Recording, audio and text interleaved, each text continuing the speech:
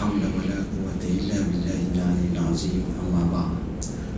Alhamdulillah, Ustaz, seterusnya yang saya amat kasihi, yang berbahagia Datuk Seri Menteri Datuk Mustafa Muhammad, Datuk Seri Mustafa Muhammad, seterusnya pegawai-pegawai kanan negeri, rakan-rakan muslimin muslimat, hadirin hadirat yang dirahmati Allah.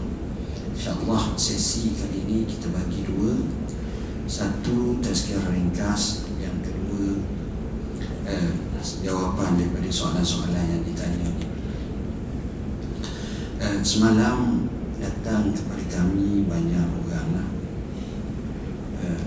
Salah satu daripada rombongan datang daripada Arab Saudi di Riyadh, daripada Profesor Dr. Nasir Al-Barak, seorang yang kaji tentang Quran secara tekun. Dia ada laman webnya, ada Instagramnya, bersungguh. Jadi dalam datang tu dia tubuh satu persatuan jamiah atau kita kata NGO alami berkenaan dengan tadabbur Al-Quran. Saya tertarik bila dia datang. Saya tanya apa beza tadabbur dengan tafsir dan macam mana tadabbur. Dan hari ini insya-Allah satu seminar diadakan di UM, dan saya terbabit dalam ucap pertama dalam pukul 4 nanti. Jadi saya akan bincang sedikit mana tadabbur, mudah-mudahan ia memberi manfaat kepada kita semua. Kadang-kadang kita tengok Quran ni, tuan-tuan. Bila kita tengok Quran, kita biasanya didedahkan di Malaysia kita berkenaan dengan tafsir Quran. Tengok Ibn Katsir, tengok Al-Qurtubi, tengok Al-Maghari, tengok Profesor Hamka dan seumpamanya. Maka menafsirlah yang menafsir Quran tersebut.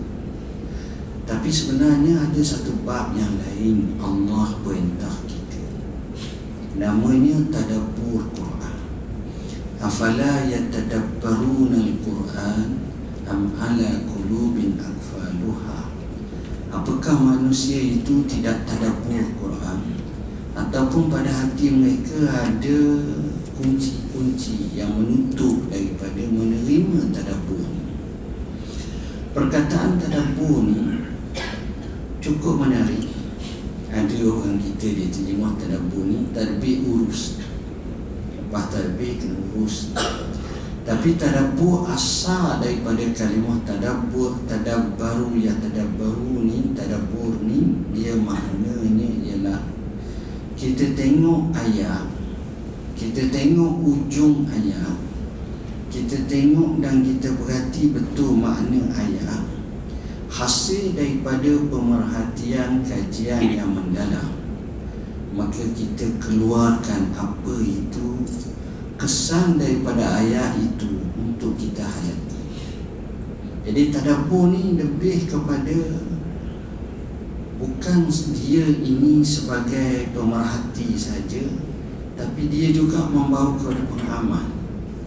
Dia bukan sekadar tahu sahaja, tapi dia juga membawa kepada ma'rifatullah. Tak pelik kita tengok orang yang tadabbur Quran ni, yang kaji demi kaji, dia akan menemukan sejumlah maklumat, sejumlah rahsia yang pelik-pelik hasil daripada tadabbur Quran. Dia tidak akan terawang-awang, dia tidak akan terbabas, tapi dia akan rasa begitu hebatnya Tuhan. Jadi sekarang ni alhamdulillah gerakan tadabbur ayat Quran ini teramat banyak. Bila kita tengok, Masya Allah, cuma dalam bahasa Inggeris itu masih lagi kurang lah. Cuma kalau dalam bahasa Arab memang ada dah yang cuba kaji, yang cuba tengok, yang cuba tekuni, yang cuba fahami akan hakikat tadabbur Al-Quran. Saya ambil contoh. Firman Allah Ta'ala, a'udzubillahi minasyaitonirrajim, bismillahirrahmanirrahim. Wa qulu linnasi husna, mengatalah kepada manusia baik-baik. Ayat pendek ni, kamu kata kepada manusia baik-baik. Semua orang tahu kata hak baik-baik, tapi berapa orang boleh kata hak baik? Ini masalah. Macam mana kalau kita dalam hidup kita daripada pagi sampai petang sampai malam, esok tu kita cakap hak baik-baik saja? Rasa boleh tak? Boleh, tapi tak boleh. Boleh dalam arti kata nak cakap boleh tu memang boleh lah. Tapi pengamalan tu kerana adanya nafsu syahwat, adanya dendam, adanya geram, adanya tak puas hati, jadi dia tersangkut. Jadi nak kata kepada manusia hak baik-baik ni payah juga. Allah sebut katakanlah. Kenapa Allah SWT sebut katakanlah? Kerana rupanya ramai orang tak mampu nak kata hak baik-baik. Kadang-kadang kita confuse, depan kita lain, belakang lain. Susah. Tanya kenapa? Nak hidup lah, sebagai contoh. Jadi nak kata kepada manusia baik-baik ini payah. Sifat ini sebenarnya tanda hatinya besar, tanda jiwanya lapang, tanda jiwanya terbuka, tanda dia ni orang baik. Kemudian bila dia kata waqulu linnas, dia tak kata kepada orang Islam saja, dia kata juga kepada orang bukan Islam. Dia kata juga kepada orang yang macam rupa, parah, ras, bangsa, bahasa, agama, apa-apa, semuanya manusia. Sebab manusia seteruk mana pun dia suka yang baik.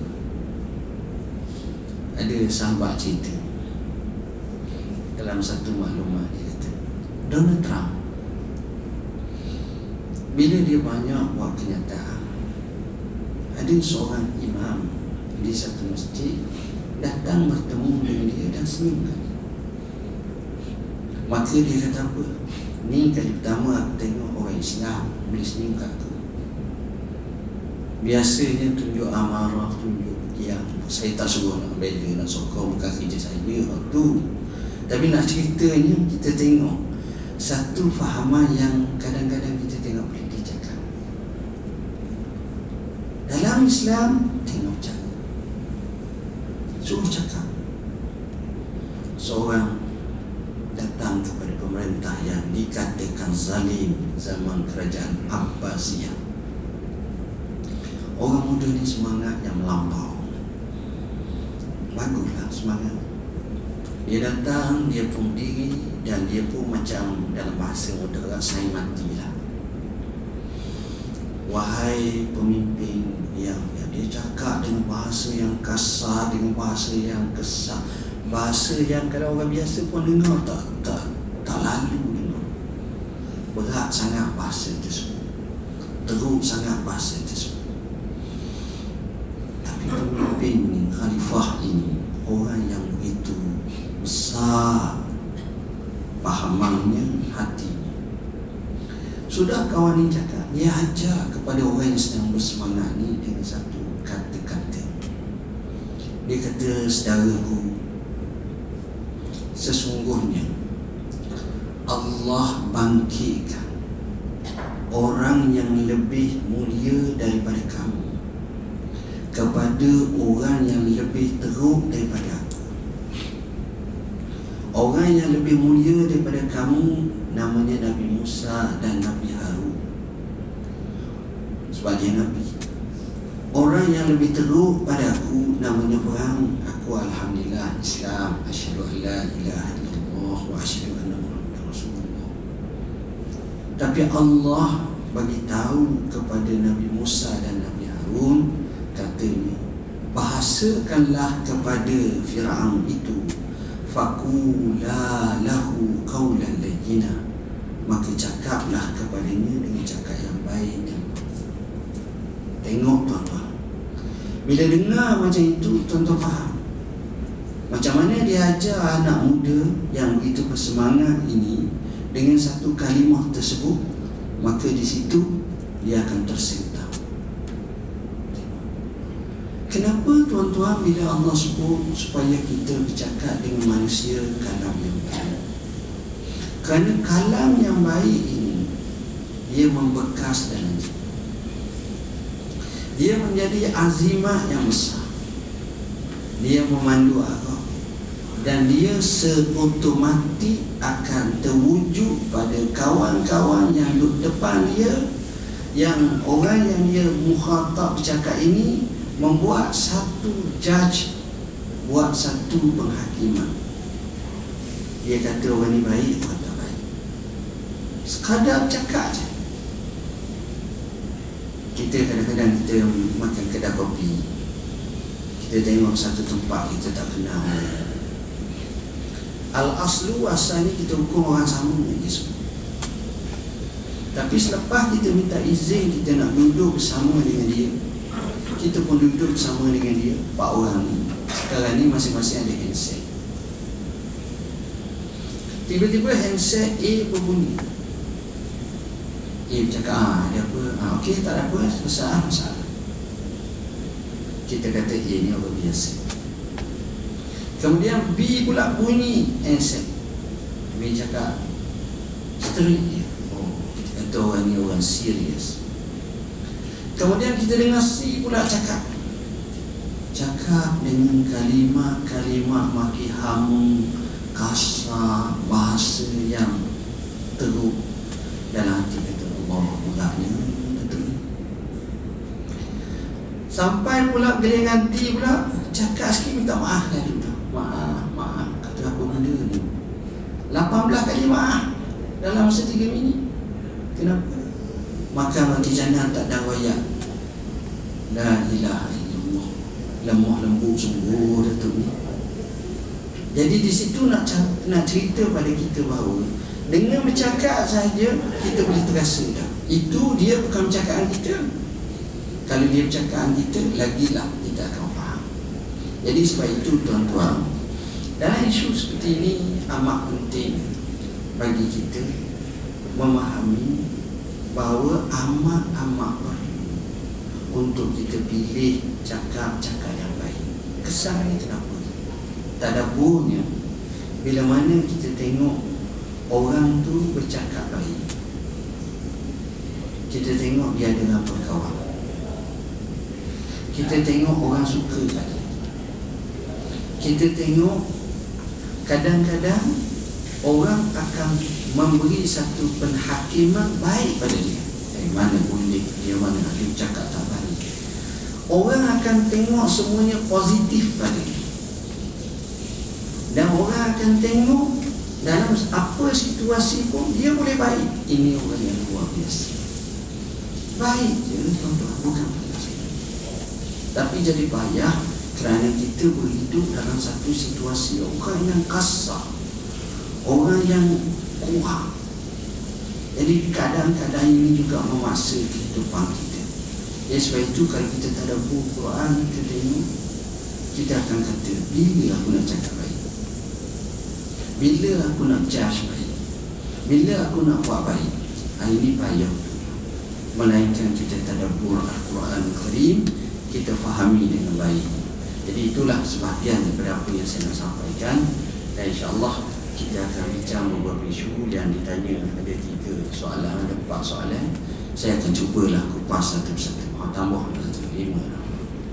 Okey, soalan pertama. Apa pandangan saya berkenaan nama Damia yang diviralkan sejak kebelakangan ini? Dan sebagai ibu bapa, apa peranan kita terhadap menamakan bayi yang baru dilahirkan? Tuan-tuan, saya syurkan dalam isu macam ni, sila rujuk kepada Bayan Linnas yang kita keluarkan. InsyaAllah petani keluar. Saya sengaja tak nak jawab sebab mufti lain jawab dah. Jadi jawab, tiba-tiba mari ke pejabat saya semalam budak bernama Damia. Kemudian tanya pula. Jadi banyak saya kata tempuhkan saya dalam masa 2 hari untuk saya jawab.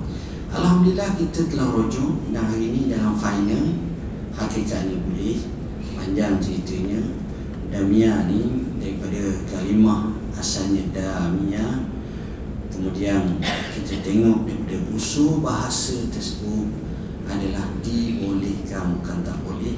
Kerana damiyah juga salah satunya dengan ya alif hamzah memberi makna kebaikan dan kebijaksanaan, khairun wa barakah, dan juga keberkatan. Dan dibahaskan juga damiyah ini merupakan nama. Kalau damiyah itu adalah salah satu daripada nama dua tempat. Satu tempat di Jordan sempadan dengan Palestin, dan satu lagi nama tempat di Jordan yang terletak dalam kawasan Jordan sendiri bersepadan dengan Syria, Kab. Dan damiyah ini kalau kita tengok, dia tidaklah memberi apa-apa kesan apa-apa pun, tak ada masalah apa-apa. Kerana bila makna itu diterima pakai mengikut dalam kamus Ar-Ra'i, maka hukumnya dibolehkan. Cumanya bila kita kata damiyah, memanglah asalnya luka dan sebagainya yang kita tengok. Jadi insyaAllah lah tuan-tuan boleh layari dalam petang ni, panjang lebar kita jawab. Dan saya mengemukakan banyak show dari segi bab penamaan ni. Salah satu penamaan yang saya showkan ialah saya kata kepada ibu bapa ada 2-3 perkara. Kepada Jabatan Pendaftaran Negara pun sama. Salah satunya saya rasa sudah sampai masanya kerajaan, khususnya penamaan bagi orang Melayu, menamakan dengan kolom dengan 2 tulisan, satu Rumi dan satu Jawi. Dan cerita ni tak boleh. Cerita ni di Singapura buat dah. Boleh cek, di Singapura buat dah. Jadi saya contoh, nama Abdullah bin Ali, contohlah. Abdullah kita dia macam mana? A-B-D-G Abdullah bin Ali A-L-I, contoh. Bila kita tengok dalam bahasa Arab, ain berda ada lalat tu, ain lanjut. Tapi kita A tu dengan alif pun sama, A tu dengan ain pun sama. Jadi makna tu kadang-kadang hak ni okey lagi, tapi kadang-kadang makna berubah dah. Kalau kita ajak Abdullah, alif kita sebut, maka alif tu sebut makna ni kekalnya Allah, okey lagi. Tapi kalau kita kata nama seorang tu Asyah ni boleh jadi dengan makna, kadang-kadang kita kata Asyah tu orang dia kata pula, tapi Asyah lain pula. Jadi benda tu semua A semua semua tu contoh. Jadi perkara tu bukanlah payah sangat, tak ambil bajet banyak pun, sebab kolom dia kena besar sikit tu je untuk tulis nama. Jadi benda tu boleh bikin, dan adalah perkara lain. Itu soalan pertama. Nanti tanggal boleh tengok insyaAllah jawapan tuntas satu-satu. Isu kedua, apa pandangan Datuk terhadap medium dakwah menggunakan teknologi cyber sekarang, banyak mendatangkan kebaikan atau keburukan? Ini masalah yang paling penting yang kita kena selesaikan, iaitu kadang-kadang kelemahan kita tak gunakan cyber. Kalau kita tengok dapatan kajian dibuat, cyber adalah amat-amat penting. Sebab itulah siapa yang menguasai cyber, dia menguasai mana-mana tempatnya. Itu besarnya cyber. Kita kena ukurkan cyber. Kita tengok kemajuan ini kadang-kadang kita terlambat sikit. Sebagai contoh, satu kajian daripada seorang profesor, dapatan dibuat bila kita googlekan search kalimah Muhammad, ni cerita dalam 10 tahun lepas, 8 tahun lepas, kita akan dapati bahawa kalimah Muhammad ni nak cari dia dalam artikel tu, Google lebih kurang ada 300,000. Yang beratnya 250,000 lebih adalah artikel menghina Nabi Muhammad SAW. Satu gambar tasawuf yang tak betul. Hanya 50,000 saja yang betul. 50,000 yang betul pula, hak copy paste tu saja mungkin 25,000 ataupun 35,000. Maknanya hak sama lah, isu sama. Hak ni ambil, ni kita copy dengan forward, kita bakar paste. Jadi hak tu je. Jadi maknanya kesedaran IT dan jelek IT ummah masih lagi jauh ke belakang. kita tak ke mana-mana. Kalau kita tengok di luar negara, CNN ataupun Barack Obama, dia mengguna chatbot. Nak jawab masalah rakyat ni chatbot. Chatbot ni kita tahulah maknanya jawab sebagai mesej. Dia tahu dah soalan ni orang tanya ni. Alhamdulillah pejabat mufti kita gunakan sistem tu dan nampaknya berjaya. Ramai orang dia tanya. Jadi ketiga pagi orang tanya pun, kalau ada soalan dalam kita punya bank, soalan kita pun tu jawab. Kita tak ambil jawab orang lain, takut mengaruh, tak ada tanggungjawab, kita susah hati kita ni. Jadi hari ni kita bertanggungjawab. Jadi kita tengok maknanya masalah tu bagi saya amat-amat penting. Dan banyak kejayaan-kejayaan berdasarkan kepada perkara macam ni lah. Kemudian soalan seterusnya, adakah terdapat hukum orang yang sengaja melewatkan solat fardu? Ini berdasarkan tafsir nas ilahi. Allah Subhanahu wa taala menyebut allazina hum an salatihim sahun wallazina hum yura'un allazina hum an salatihim sahun.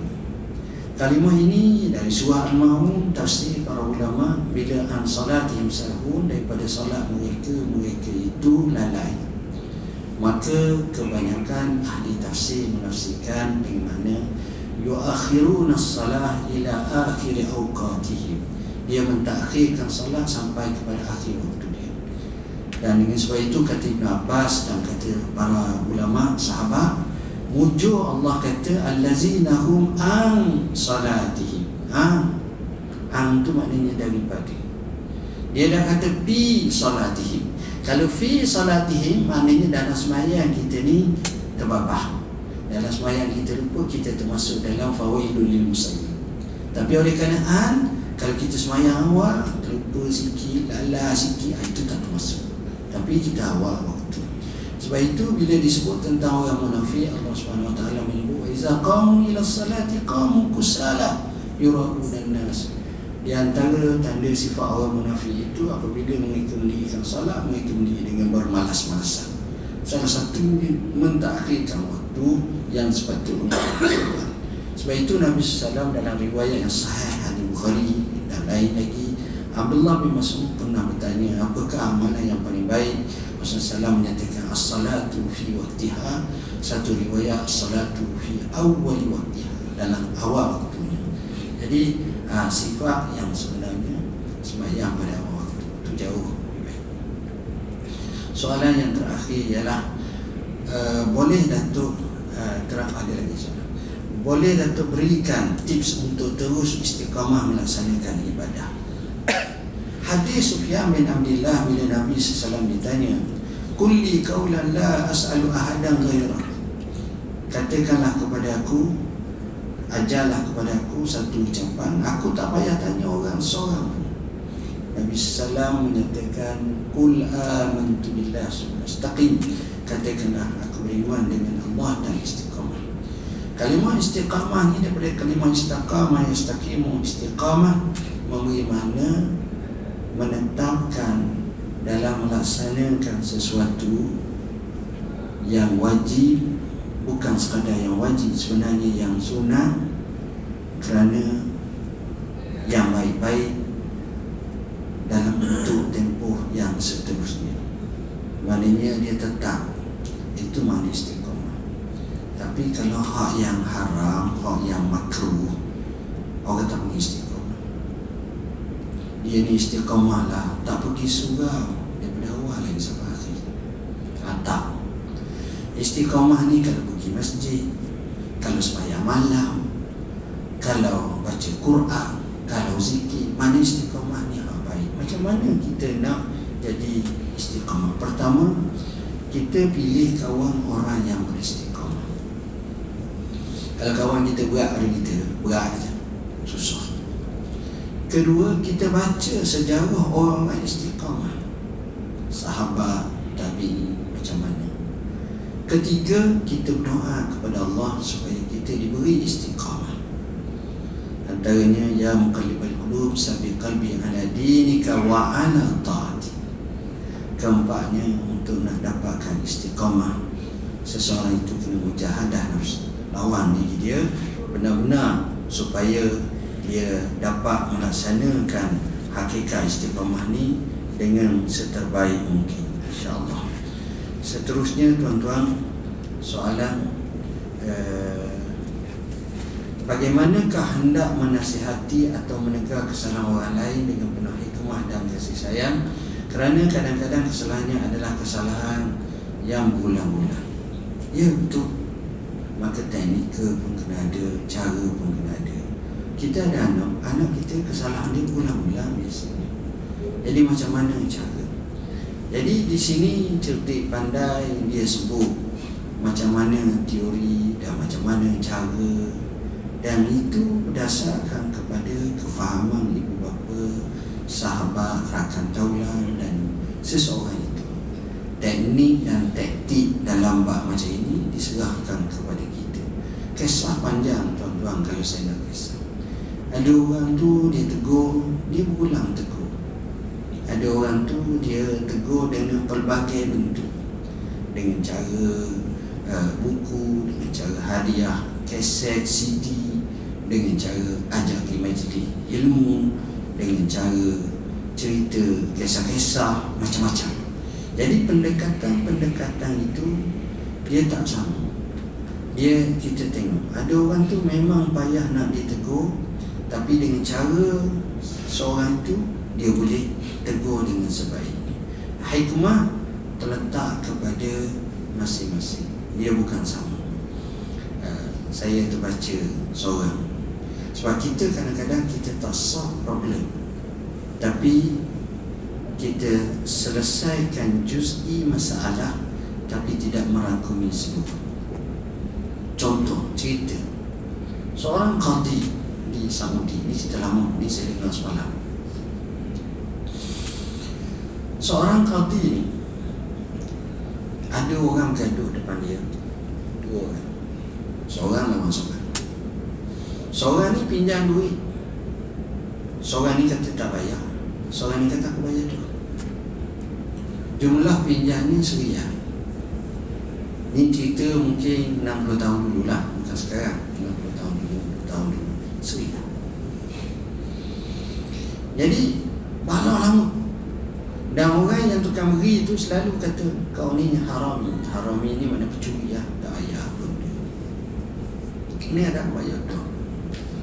Akhirnya sampai ke qadi. Qadi tanya berapa? RM1,000. Dia tak bayar. Ya. Okey, qadi pun ambil duit dia RM1,000, bagi kepada orang. Ambil. Bila ambil macam tu, maka cerita ni sampai kepada Mufti Besar Arab Saudi yang ketika itu bernama Syekh Muhammad bin Ibrahim, meninggal lama. Syekh Muhammad Ibrahim panggil qadi ni, qadi, macam mana awak buat hukum? Dia kata dah dia tak dapat bayar, dia tak nak